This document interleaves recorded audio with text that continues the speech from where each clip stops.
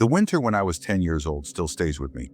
My parents had divorced by then, and even though they lived in the same neighborhood, I spent most of my time with my mom.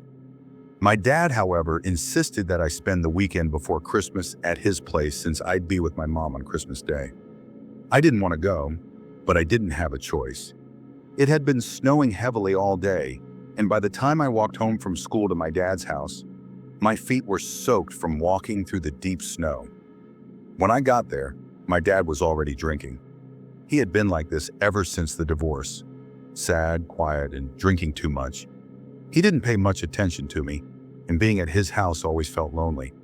That night, after drinking a lot, he fell asleep in his chair, leaving me alone in the house. I sat by the window with a cup of hot chocolate, watching the snow fall outside. It was peaceful for a little while, but the silence in the house made me feel uneasy. I didn't want to be there. I thought about my mom's warm and cheerful home, and I decided I couldn't stay at my dad's house anymore. I decided to walk to my mom's house, even though it was late and still snowing heavily. I put on my warmest coat, scarf, and gloves and stepped out into the cold night.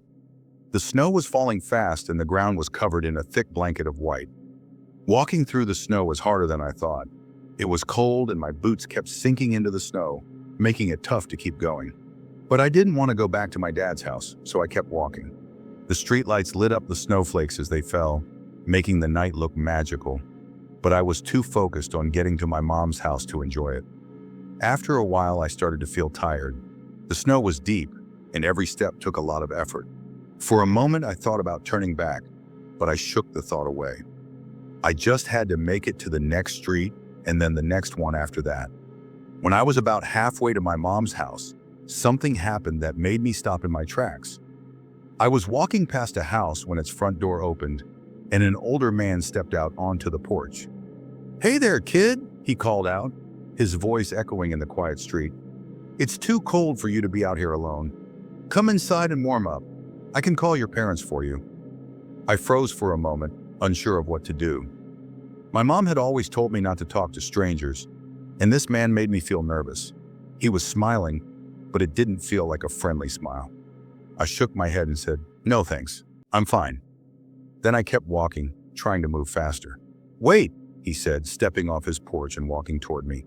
"I've got hot chocolate and some fudge. You must be freezing out here. Just come inside for a little while." I didn't answer. My heart was racing, and I focused on putting one foot in front of the other. I wished I could run, but the snow was too deep, and I was afraid I'd fall. I just wanted to get away from him. Suddenly, I heard his footsteps in the snow behind me. Before I could react, he grabbed my arm. "Come on," he said, his voice sounding different now, harsher. "Let's get you warm." I was terrified. I started screaming and struggling, trying to pull away from him, but he was much stronger than me. He began dragging me toward his house, and I thought I was done for. My mind raced, and I kept screaming as loud as I could, hoping someone would hear me. Then out of nowhere, I heard a loud rumbling noise. A snowplow was coming down the street, its bright headlights lighting up the night. The man froze, and I used that moment to twist and pull with all my strength. His grip loosened, and I managed to break free. I fell into the snowbank beside the road, but I quickly scrambled to my feet and ran toward the snowplow, waving my arms. The snowplow driver, a big man named Joe, stopped the truck and jumped out. "What's going on here?" he called out. The man who had grabbed me hesitated for a second before turning and running back to his house. I ran to Joe, crying and shaking, and told him what had happened. He looked angry but calm and told me to get into the truck. He handed me a warm blanket and called the police on his phone. Joe stayed parked in front of the house until the police arrived. When the officers got there, they went to the man's house and arrested him. I later found out he had a history of trying to lure kids into his house. That night, the police drove me to my mom's house. When I saw her, I burst into tears and told her everything. She hugged me tightly, her face pale with fear and relief. I did get in trouble for walking out alone at night, but my mom and dad were just happy that I was safe. My dad promised to do better, and Joe, the snowplow driver, became my hero. If he hadn't been there, I don't know what would have happened to me. Even now, years later, I still think about that night. The sound of snow crunching underfoot and the sight of falling snow still make me uneasy. But I'll never forget how lucky I was that Joe came along when he did. He saved me from what could have been a nightmare that I'd never wake up from.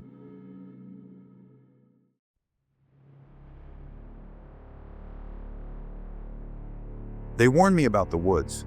They said the silence of winter wasn't empty, that it could turn into whispers if you stayed long enough. They said the cold wasn't just outside, but something that could crawl into your bones and stay there forever. I didn't believe them, but now I'm here, and I think something is watching me. Elise pauses, turning to look over her shoulder. Her wide, frightened eyes search the swirling snow, but all she sees is endless white. The wind howls around her, but underneath it, she hears something else, a faint, low whisper. She spins around, her heart pounding, but there's nothing there. The whisper stops, but she can't shake the feeling of eyes on her. Just as Elise begins to lose hope, she stumbles upon a small, rundown cabin. Its windows are frosted over, and the door hangs slightly open, creaking as it swings in the wind. Desperation drives her inside. The interior is dark and cold, lit only by the faint glow of a dying fire in the hearth. She shuts the door firmly and leans against it, her breath fogging the air as she tries to steady herself. The whispers are gone, replaced by a heavy silence. Her eyes adjust to the dim light, scanning the room. A wooden table with a single chair, an old rocking chair swaying slightly as if someone had just left it. Above the fireplace, Elise notices a row of faded photographs. She steps closer, her footsteps echoing in the quiet cabin. The people in the photos have blurred faces, their features smudged and unrecognizable. A shiver runs down her spine. Suddenly, the rocking chair stops moving. She takes a shaky breath and whispers to herself, "It's just the wind, just the wind." But she doesn't believe it. Elise's attention snaps to a faint sound coming from above. It's a soft, rhythmic tapping, like fingers drumming on wood. She freezes, her breath catching in her throat. Slowly, she looks up. The sound grows louder, more deliberate, echoing through the cabin. She spots a fireplace poker leaning against the hearth and grabs it tightly, her knuckles white with fear. With trembling hands, she climbs the narrow staircase to the second floor. The hallway is dim, the peeling wallpaper damp and curling.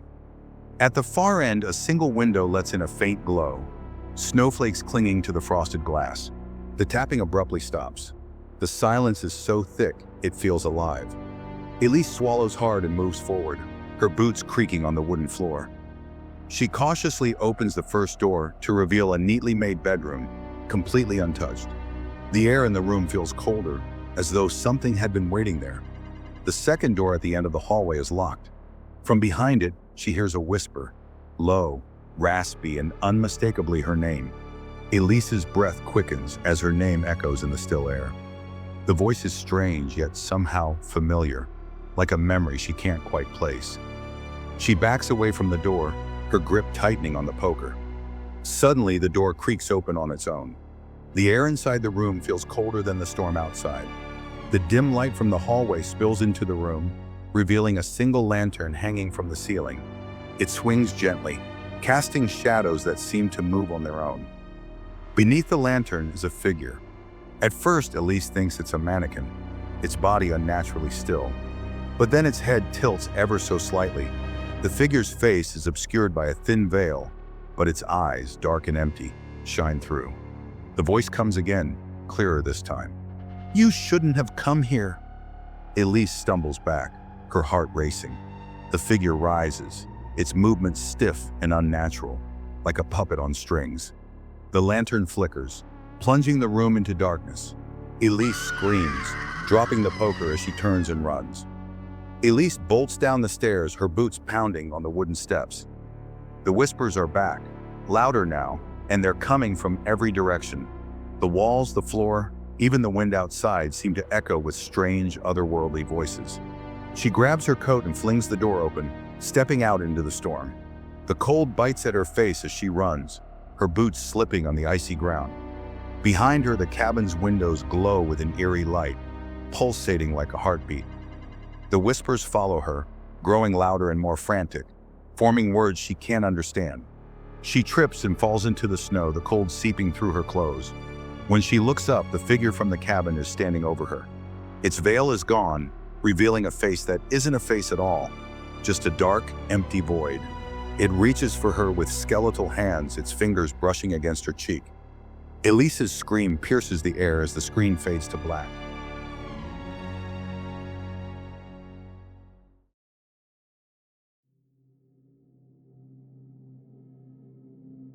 In 2021, during COVID lockdown time, a woman in her mid-30s, Sophie, sits by a foggy window in her small, isolated cabin at the edge of the woods. She wraps a woolen shawl tightly around her shoulders. Her breath is visible in the icy air inside her home, and she shivers despite the layers of clothing. She sips tea from a chipped mug, her fingers trembling slightly, and checks her phone for updates on the pandemic. No messages. The screen shows the same grim news headlines as yesterday. Her eyes drift to the stack of canned goods and bottled water near the wall. It's a stark reminder of how long she's been alone. Her husband, Mark, left for the city a month ago to help his aging parents and hasn't returned. She tells herself he's safe, but the snow has cut off the main road, and her calls to him go unanswered. Sophie tries to stay hopeful, but the silence inside the cabin presses down on her like a weight. Just as Sophie begins to drift off, a sharp, frantic knock startles her. Her heart pounds as she freezes in her chair. Nobody has been to her door since the lockdown began. She grabs the fire poker from the hearth and approaches cautiously, her bare feet silent on the wooden floor. "Who is it?" she calls out, her voice unsteady. No answer. The knock comes again, louder this time, almost desperate. Sophie's breath catches as she peers through the peephole. A man stands outside, his face obscured by a scarf and hood. Snow clings to his clothes, and he looks like he's been out in the storm for hours. "Please," the man says, his voice muffled by the scarf. "I'm lost. I need shelter." Sophie hesitates, gripping the poker tighter. "There's a pandemic. I can't let you in." The man's eyes meet hers through the peephole, wide and filled with fear. "Please," he repeats. "Something's out there. It's following me." Against her better judgment, Sophie opens the door slightly, keeping the chain latch on. The icy wind rushes in, making her shiver. She looks at the man more closely. He's trembling, both from the cold and something else, fear. His name is Tom. After some hesitation, Sophie lets him in. He stumbles inside, collapsing near the fireplace. As Sophie hands him a blanket, she notices deep scratches on his arms. The wounds look fresh and painful. "What happened?" she asks, her voice softer now. Tom avoids her gaze. "The woods? Something's in the woods," he mutters. "It's not safe." That night, as the wind howls outside, Sophie hears strange noises. A low growl, the crunch of snow under heavy footsteps. She checks the windows but sees nothing. Tom sits by the fire, staring into the flames, his silence unsettling.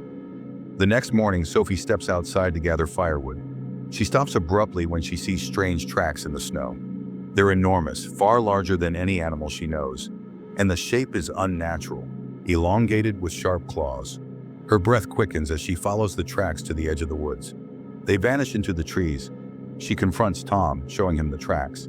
He shakes his head, his hands trembling. "I told you," he says, "it's not safe out there." As the day goes on, Sophie begins to notice other strange things. Her tea kettle whistles even though she hasn't boiled water. Shadows flicker across the walls when there's no one around. The air in the cabin feels heavier, colder. She starts to suspect that Tom brought something with him, something unnatural. That night, Sophie hears Tom whispering to himself.